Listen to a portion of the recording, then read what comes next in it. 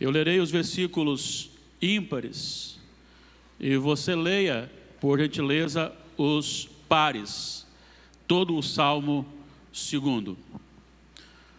Por que se enfurecem os gentios e os povos imaginam coisas vãs?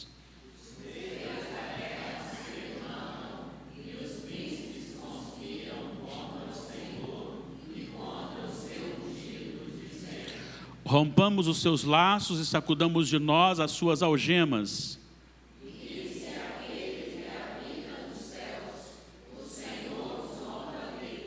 Na sua ira, a seu tempo, lhes há de falar, e no seu furor os confundirá. Eu, porém, constituí o meu rei sobre o meu santo monte Sião. Proclamarei o decreto do Senhor. Ele me disse: tu és meu filho, eu hoje te gerei. Pede-me e eu te darei as nações por herança, e as extremidades da terra por tua possessão. Com vara de ferro as regerás, e as despedaçarás como um vaso de oleiro.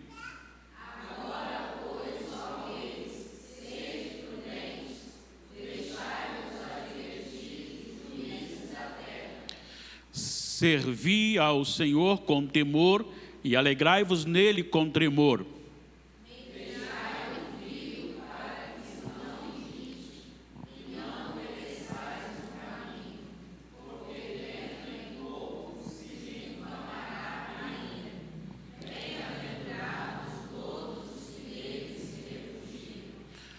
Você já observou ali na tela que o nosso tema de hoje é mais um dos atributos de Deus, e é a supremacia de Deus.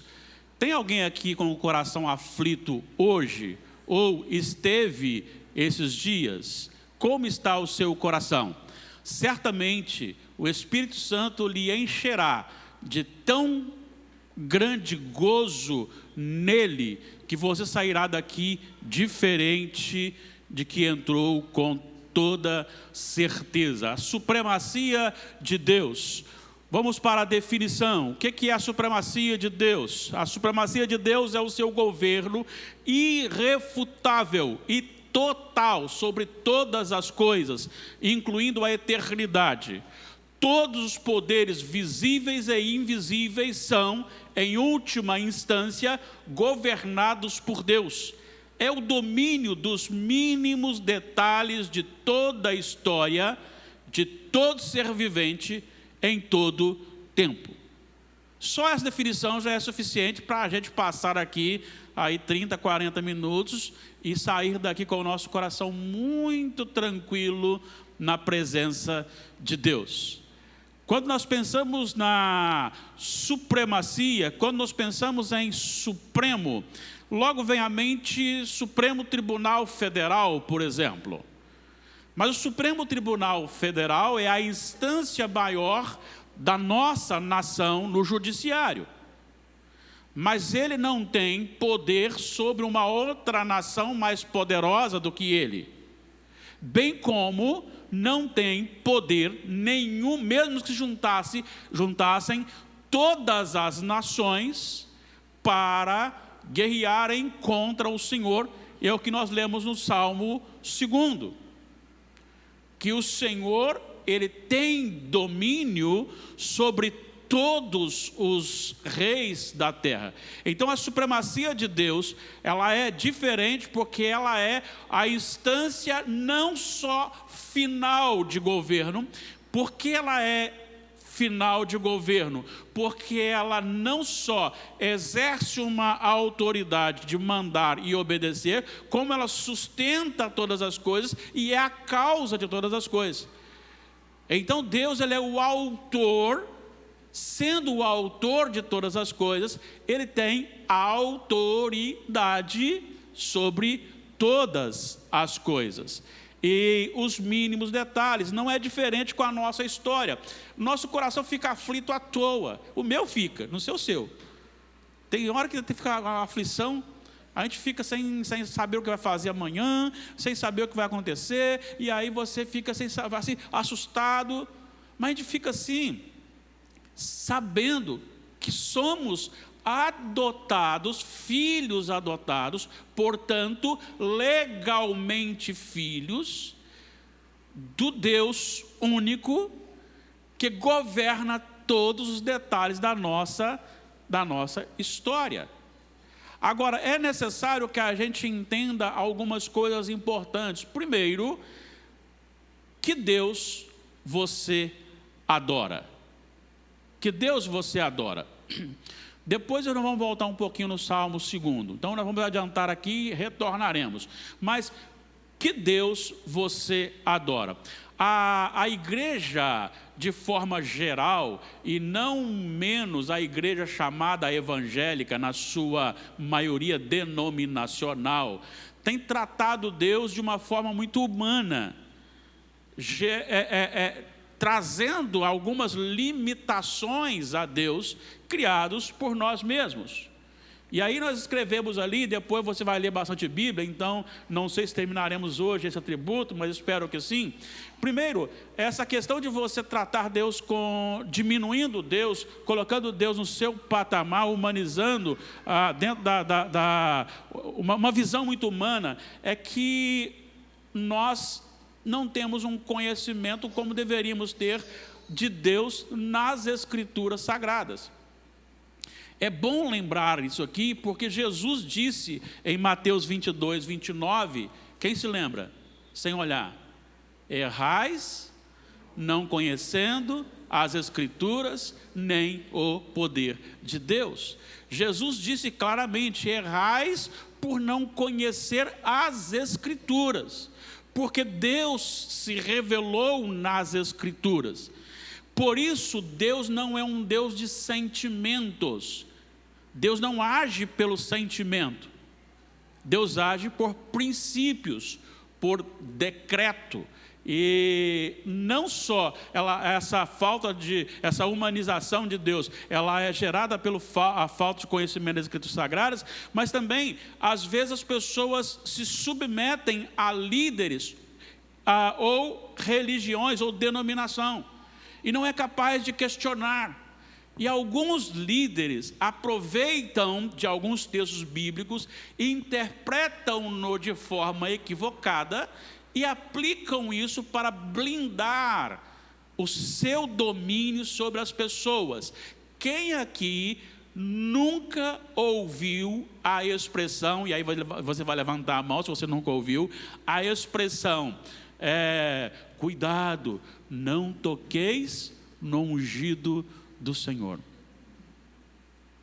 É bíblico isso? É. Mas qual o significado disso? Tratava-se de profetas, sacerdotes e reis. Você não podia se levantar a mão contra eles, porque eram pessoas ungidas para esses 3 ofícios. Mas segundo o que nós temos escrito pelo apóstolo Pedro, depois de Jesus, todos nós nos tornamos profetas e sacerdotes. Todos os eleitos de Deus, todos aqueles que são crentes em Jesus, se tornaram príncipes dentro de um reinado, se tornaram sacerdotes, podendo levar a interceder pelo irmão, enquanto estamos vivos, e também, de certa forma, um profeta, ou profetiza, quando nós expomos essas Escrituras Sagradas, falando a respeito da condenação do pecado, da volta e do retorno do Senhor Jesus Cristo. É necessário que a gente saiba que, embora você tenha que respeitar as autoridades eclesiásticas, respeitar é uma coisa, questionar, isso é dever de cada crente. Você vai para a Bíblia e diz: pastor, o senhor falou aqui uma coisa que não está na Bíblia. Pastor, explica melhor isso para mim que eu não entendi. Respeitosamente, você pode sim questionar qualquer líder. E você não precisa, se não estiver na Bíblia, engolir só porque o seu líder falou ou porque a sua denominação diz. Ah, eu não concordo com isso não, mas eu sou presbiteriano, então sou obrigado a ficar. Ah, eu não concordo muito não, mas eu tenho muito apreço pelo pastor Natanael, e ele falou, então eu vou acreditar. Não, eu preciso ir para as Escrituras para a gente não estar no mesmo erro que Jesus falou. Errais não conhecendo as Escrituras nem o poder de Deus. Tenha cuidado para que você não crie um Deus segundo a sua própria mente. Veja bem, o texto bíblico ele não tem vários sentidos. Ele tem só um sentido. E você não pode se dar ao luxo de dizer assim, eu vou interpretar de acordo com o que eu acho, o Espírito Santo fala comigo e eu interpretei o texto. Não, eu preciso buscar interpretar o texto como o texto é. Quando eu estou lendo um texto, por exemplo, nós lemos aqui o Salmo 2. O Salmo 2 é um salmo de Davi, embora não haja o título aqui, mas depois lá Paulo vai dizer, como disse o Davi no Salmo 2. Quando você tem esse salmo, ele está falando dentro do reinado de Davi, mas é uma profecia apontando para Jesus Cristo. Então aqui não tem a ver com o governo atual de uma nação. Tem a ver com reinos que se levantam contra Jesus. Isto já acontecia sob a direção de Satanás durante a história, para que Jesus não nascesse. Aconteceu nos dias de Jesus, se cumpriu isto, porque os povos se levantaram contra Jesus e contra Deus e contra o seu ungido, e faz-se cumprir ali em Atos 4, o registro disso aqui, na crucificação de Jesus, na sua ressurreição, no Pentecostes, e no governo, no reino de Deus aqui na terra. O que eu posso trazer para mim são princípios do texto que se aplicam a várias circunstâncias, as variadas necessidades de cada um. Então é necessário que você saiba, o pastor está pregando, deixa eu ver se está certo isso aqui, deixa eu ver pela palavra de Deus, eu vou estudar a palavra. Está com dúvida? Vamos perguntar. Está errado? Vamos questionar. Se continua errado, vamos rejeitar. Rejeitar. E não crie dentro da sua mente, como eu disse, eu creio assim, então vou crer assim, eu não recorro a pessoas que conhecem o original, eu não recorro àqueles que estudam um tempo maior das Escrituras. Eu olho para mim aqui, não, eu não posso fazer isso, eu crio um Deus de acordo com a minha mente. E criando um Deus de acordo com a minha mente, certamente esse Deus não será o Deus das Escrituras sagradas. Alguma dúvida até aqui? Então vamos seguir. Cuidado, não diminua Deus. Vamos lá então para alguns textos aí, por favor. Mantenha sua Bíblia aberta. Outro já vai abrir no outro texto para a gente ganhar um pouco de tempo, porque eu estou vendo que a gente não vai conseguir chegar ao final do estudo mesmo não, tá bom? Mas vamos lá. O homem, ele quer ser igual a Deus. Isso já começou lá no jardim. Quando Satanás falou assim, olha, se você comer do fruto da árvore que Deus falou para não comer, é porque Deus não quer, porque você vai ficar igual a Deus. E é isso que o homem quis. Então vamos lá. Olha só, nós não somos iguais. Salmos 50, 16 a 21, leiam por gentileza. Mas ao ímpio diz Deus, que disseram e repetires os meus preceitos, e vejo os lábios a minha aliança, uma vez que aborreces a disciplina, e rejeitas as minhas palavras, se vês um ladrão, tu te comprases nele, e os adúlteros te associas. Soltas a tua boca para o mal, e a tua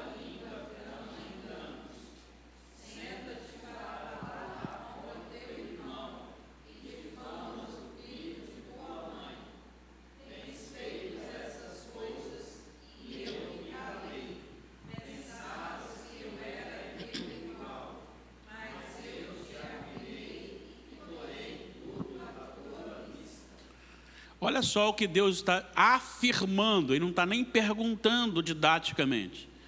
Ele fala assim: vocês fizeram assim, assim, assim, assim, tudo de ruim, e eu me calei. E aí ele fala: pensavas que, versículo 21, pensavas que eu era teu igual. Sabe, essa é a dificuldade do ser humano.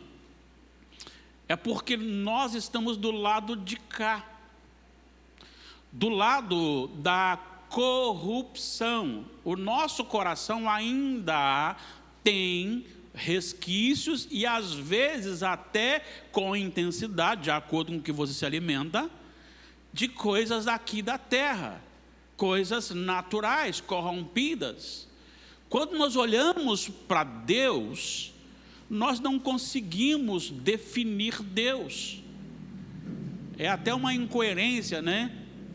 Quando alguém diz que faz um doutorado no conhecimento de Deus, em divindade, doutorado em divindade, como se pudesse ter uma autoridade interpretativa da divindade. Claro que aqueles que fazem, só o nome que está um pouquinho, é meio complicado, doutor em divindade, mas na verdade ele busca conhecer mais nas Escrituras o Senhor. Mas nunca, nada nem ninguém chegará ao ponto de conhecer Deus como realmente Ele é. E diante dessa questão, Deus nunca, nunca, nunca será como nós. Recentemente, houve um questionamento de um humorista, comediante, que tem origem evangélica, dizendo que o Deus dele não pode ser o Deus da Bíblia, porque o Deus dele não mandaria matar ninguém. Ele está achando que Deus vai agir como ele, por sentimento. E Deus não age por sentimento. Repito, Deus age por princípios, por decretos. O que Ele estabeleceu, cumprirá, ainda que... E aí nós vamos ter, depois que terminarmos a supremacia, eu vou fazer um outro estudo sobre as duas vontades de Deus. Ainda que o decreto, a vontade decretiva de Deus, ela vá contrária à sua vontade relacionada aos seus mandamentos. Nós vamos ver isso em uma outra oportunidade. Nada, Deus não é nosso igual e nada pode parar Deus. Jó 42:2, o que diz?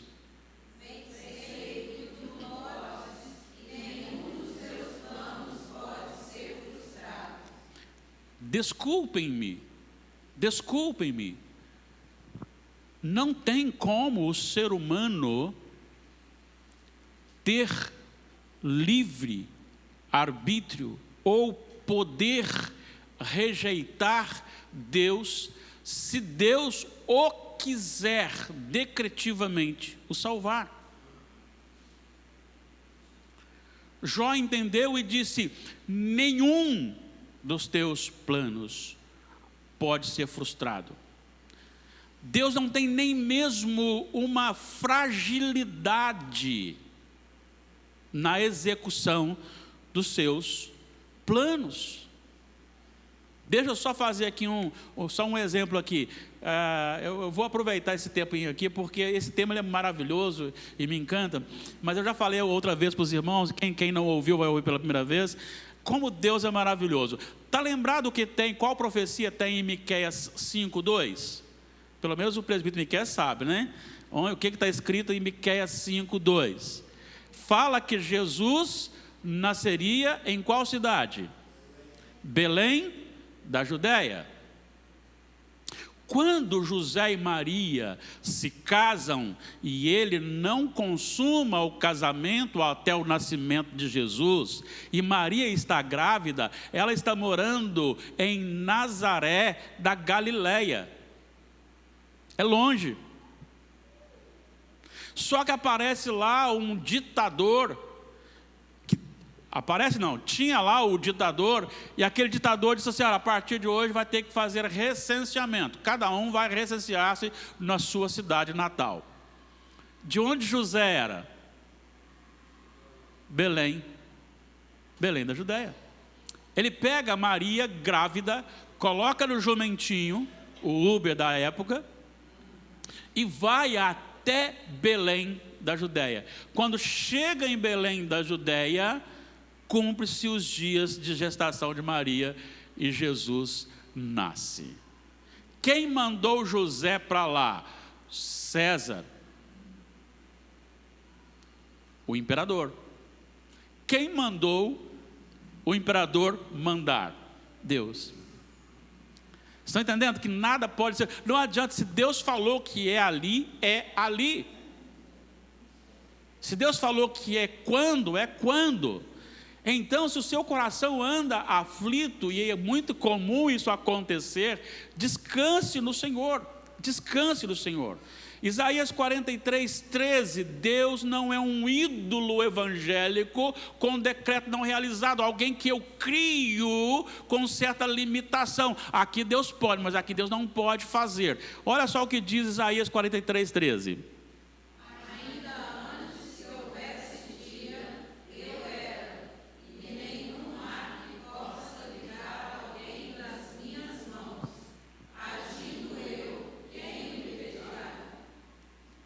Agindo eu, quem impedirá? E aí então, se Deus quer fazer dentro dos decretos dele, nada nem ninguém pode impedir. Então, todos os detalhes da nossa vida só acontecem porque Deus quer e tem um propósito. Vamos mais, Deus não pode ser posto contra a parede, Romanos 9, 20 e 21. Quem és tu, ó homem, para discutires com Deus? Porventura pode o objeto perguntar a quem fez, por que me fizeste assim? Ou não tem goleiro direto sobre a massa, para do mesmo barro fazer o vaso para a honra e outro para a desonra? Isso responde o questionamento de pessoas que dizem: como pode Deus condenar alguns? Deus condena alguns porque eles merecem ser condenados. Deus salva outros porque Ele resolveu usar de misericórdia com esses outros. Mas as duas classes merecem a condenação: o ímpio e nós, porque nós quebramos a lei. Então o Senhor, Ele tem autoridade. Você vai discutir com aquele que fez? Já imaginou? O Yaris vira para a Toyota e diz assim: ah, não, eu queria ser um Corolla. Você já viu isso acontecer? Não, né? Nem vai.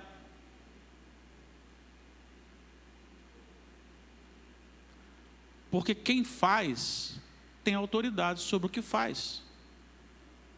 E Deus é o feitor supremo. Então, às vezes nós queremos diminuir o Senhor dentro desse assunto mais grave, que é igualar Deus ao homem. Vamos mais um. Deus governa os governantes. Está assustado? Está assustado com as guerras? Está assustado com Irã, com Hamas, com Israel, tá? Rússia, Croácia, China, Brasil, Estados Unidos. Está assustado? Vocês acham que o governador, aquele que da Venezuela, que disse o seguinte: não, ninguém pode ver os votos, mas eu ganhei. Não, mano, eu queria ver o resultado. Não, vocês vão ver não, mas confia em mim, eu ganhei. Vocês acham que ele fez isso e se manteve lá, e está lá, acima do que Deus quer? De forma alguma. Olha só o Salmo 2, como nós já lemos, o versículo 9. Ele governa, o Senhor governa com autoridade. Leiam, por favor, Salmo 2, versículo 9.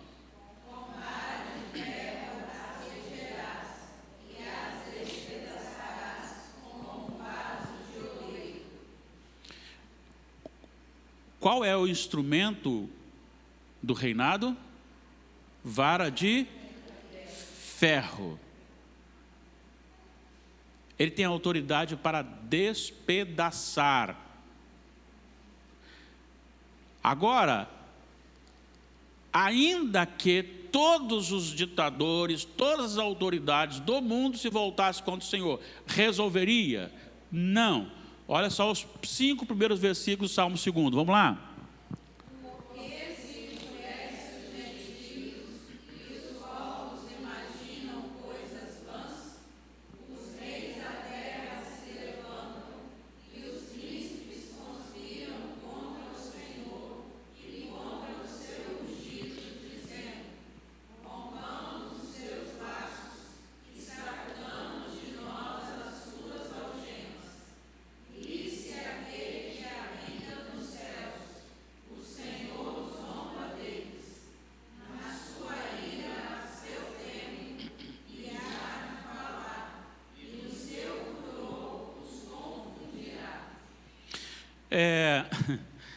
O Senhor zomba deles.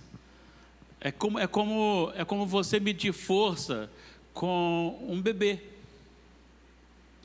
Aí ele está querendo às vezes a gente via, né, mexendo com uma criancinha pequena, né, e já estava começando a andar, você punha a mão na cabeça dela assim, ela ficava tentando bater em você, né, tanto que assim ela está tentando bater. É muito mais poderoso que isso. Ezequiel capítulo 28, o Senhor falando sobre o rei de Tiro, vai dizer assim: você se acha Deus, mas eu vou tirar você. Você não passa de alguém passageiro. Então, não tem como você peitar Deus. Os poderosos também se levantam contra o Senhor. E isso aconteceu justamente na crucificação de Jesus, dentro da determinação de Deus. 1 Crônicas 29, 10 e 12, Salmo 22, 28, ele governa os governantes. Aquilo que eu falei, ele governa o Lula, nosso presidente da República, ele governou o Bolsonaro, ex-presidente, governou o Temer, governou Dilma, governa os governantes do mundo inteiro. Olha só o que diz Davi louvando ao Senhor em 1 Crônicas 29, 10 a 12.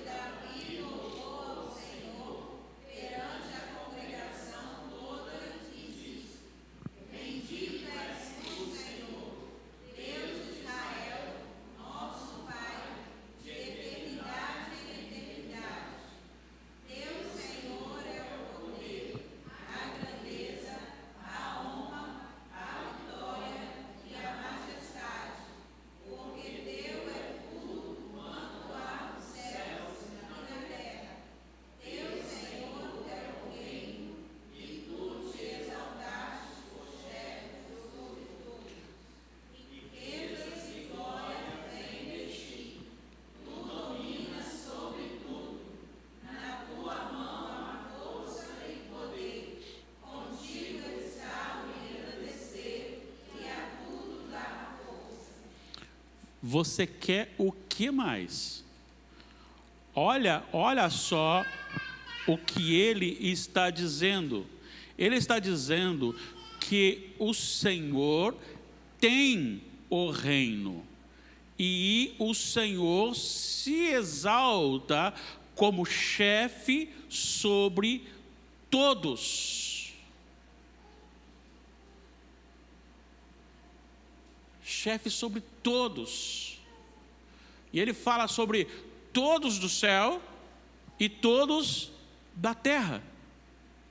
Olha só o que diz o Salmo 22, 28.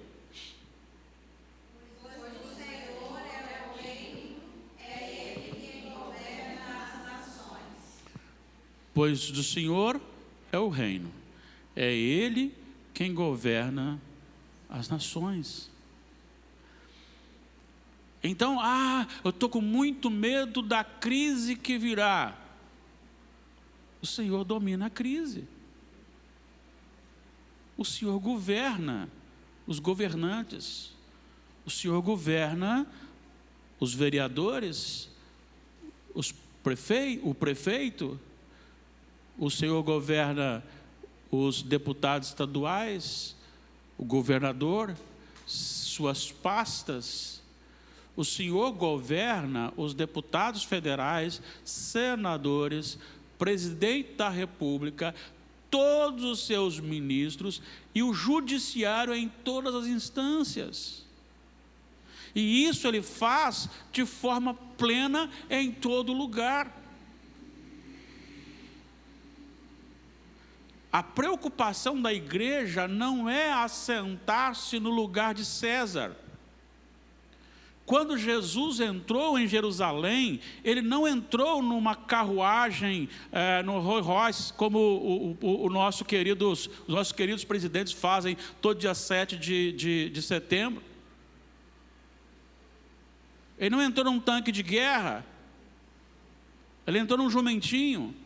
Enquanto o pessoal estava achando que ele ia subir e tomar a cadeira de César, ele saiu e foi para outro lugar, porque o papel da igreja é mostrar o reino de Deus. Claro que nós discutimos, claro que nós falamos, que nós oramos, porque nós somos cidadãos também. Mas lembre-se, se o Senhor quiser, Ele mantém ou Ele tira quem está governando, porque Ele é Senhor dos governantes, Ele governa os governantes. Eu vou só mais um slide, porque o nosso tempo já esgotou. Vamos só mais um slide para a gente ler aqui, porque esse tema agora é bastante interessante também. Deus governa a criação. Deus governa a criação. São aqui quatro livros, 4 textos para a gente ler, né? Alguns com mais de um versículo, mas primeira coisa, vamos lembrar que o Senhor governa o mar. E o mar, ele é símbolo de tribulação. Porque o mar talvez é o que mais meta medo na gente. Tudo aquilo que está fora do controle mete medo na gente. Mas só quando você está na terra, você pode pelo menos tentar correr. No mar você vai fazer o quê? Então o mar, ele é governado pelo Senhor. Vamos lá então, Mateus 8, 26, depois 14, 25 a 33. Pode ler.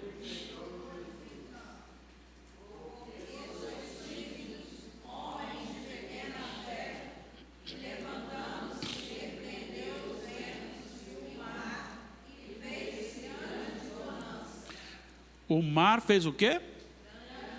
Estava em tempestade. A voz do Senhor, é só com a voz. Deus não precisa fazer assim, eu determino. Ou falar mais forte, eu determino. Não, é só o Senhor mandar e o mar se aquieta. Capítulo 14, 25 a 33. Pastor, pode uma pessoa só ler, porque o texto é longo. Pode. Senão vai... Sem problema, só ler bem alto para a gente ouvir. Na quarta vigília da noite, foi Jesus esteve com eles, andando por sobre o mar. E os discípulos, ao verem-no andando sobre as águas, ficaram aterrados e exclamaram, é um fantasma. E tomados de medo, gritaram.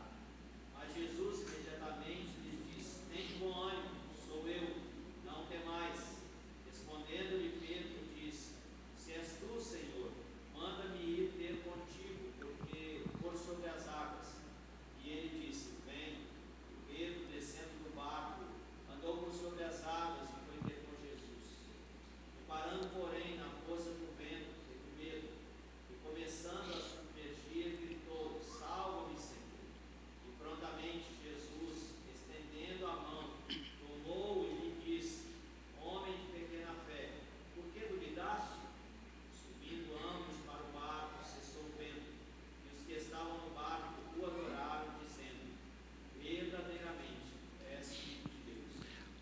quero só parar um pouquinho aqui.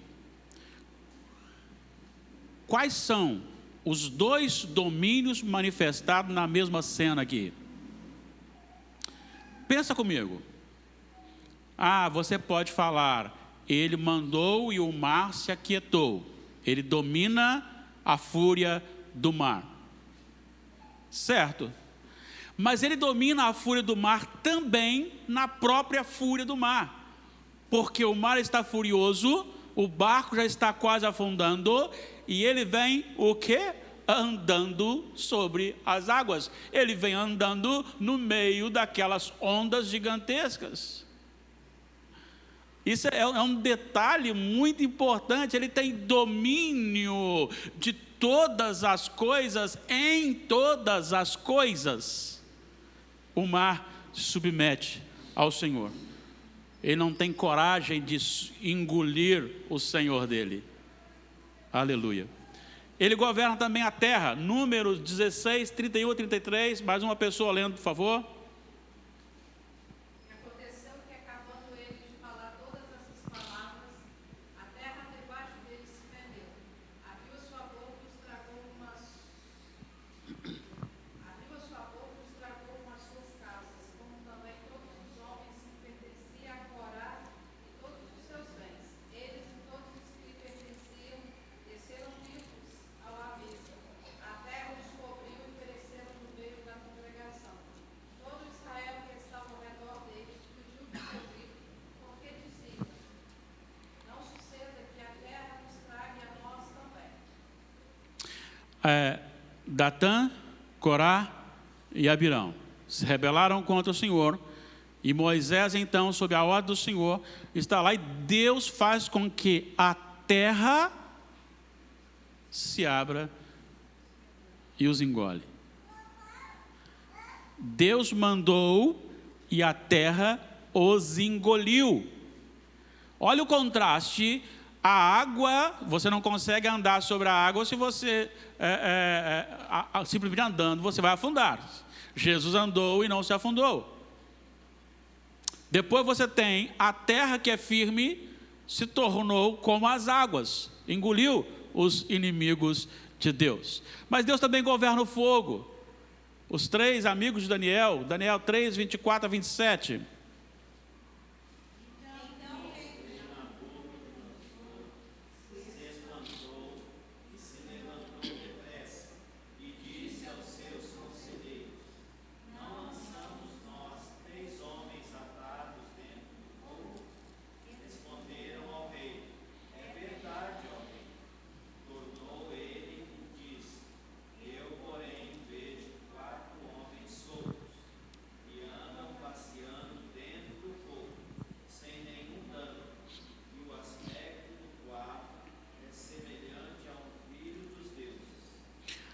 Veja bem,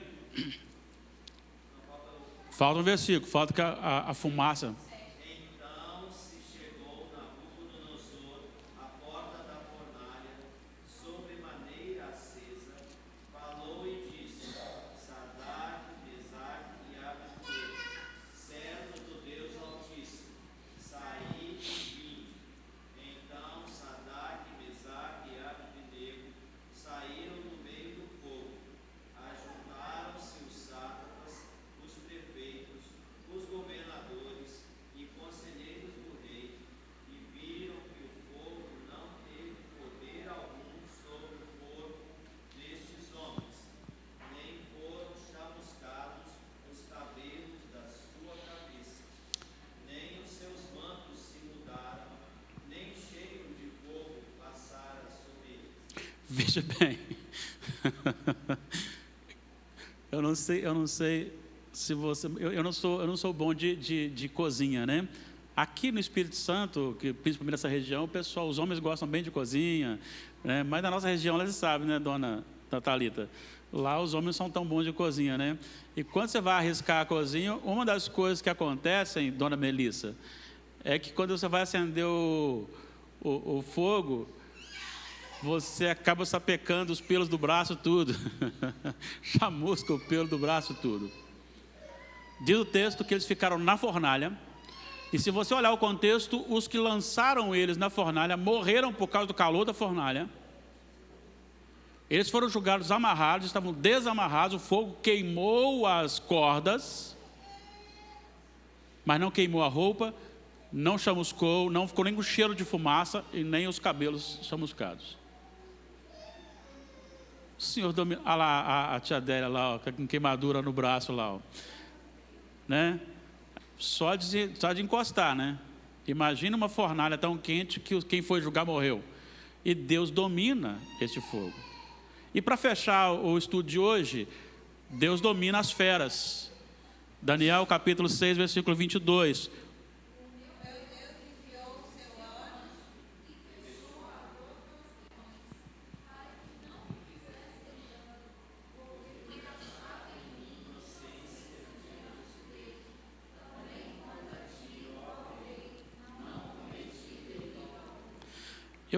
Eu andei vendo aí algumas pessoas criando algumas coisas na IA, né?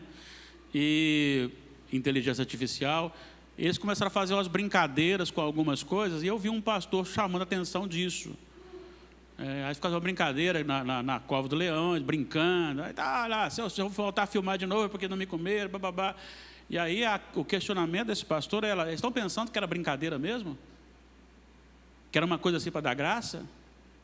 Você imaginou? Você acha que os leões ficaram lá como uns cordeirinhos deitados? Eu creio que não. Porque o Senhor fechou a boca dos leões. Possivelmente tenha sido momentos de grande tensão. Mesmo ele crendo, mas ele era homem.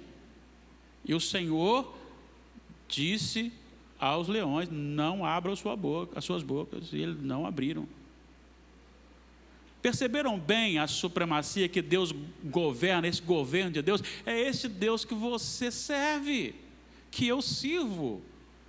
Por isso, não andemos ansiosos de coisa alguma. Mas é difícil. Mas a gente precisa alimentar nosso coração com essa supremacia de Deus, com esse governo de Deus. Mas tem muito mais coisa aqui para quarta-feira que vem. Então, você não pode perder quarta-feira que vem. Tá bom? Tenho certeza que continuará enchendo o seu coração. Agradeça a Deus pelas bênçãos que você tem recebido no Senhor, de pertencer como filho a um Deus, ao único Deus que tem o governo sobre todas as coisas. Pastor, eu me fez lembrar aqui uma situação. Quando meu pai estava doente, né, com câncer, eu chorei muito porque era, né, tudo na minha vida, assim, depois de Deus, né? E aí teve uma pessoa que chegou para mim e falou assim: por que você está chorando? Você não tem fé que ele pode ser curado? Aí aquilo ficou me perturbando por muitos anos depois que ele morreu, né? Porque eu ficava pensando: poxa vida, eu não tive fé para que meu pai fosse curado. Então, assim, ouvindo, né, a história de Daniel, eu acho assim que não é a nossa fé nesse caso, porque Deus vai fazer a vontade dele, que é soberano sobre todas as coisas. Imagina que, então, já pensou se Daniel tivesse ali, se ele não tivesse fé, aí acabasse aquela fé, a fé no momento de serem engolidos? Não, né? É o projeto de Deus ali para a vida dele. É o que eu falei antes. É por isso que tem que conhecer as Escrituras, né? Porque se você não conhece as Escrituras, você vai para a cabeça de pessoas que interpretam equivocadamente e acham que todo mundo tem que ter uma fé, que tudo não pode acontecer. Vamos lembrar aqui, quem foi Estevão? Um homem cheio de fé e do Espírito Santo. Morreu. Quem foi Tiago? Um apóstolo, morreu. No mesmo momento, ou instante, ou período, em que Pedro foi salvo da cadeia, da prisão. Então Deus tem propósitos de ser glorificado, e como Ele será glorificado na vida das pessoas.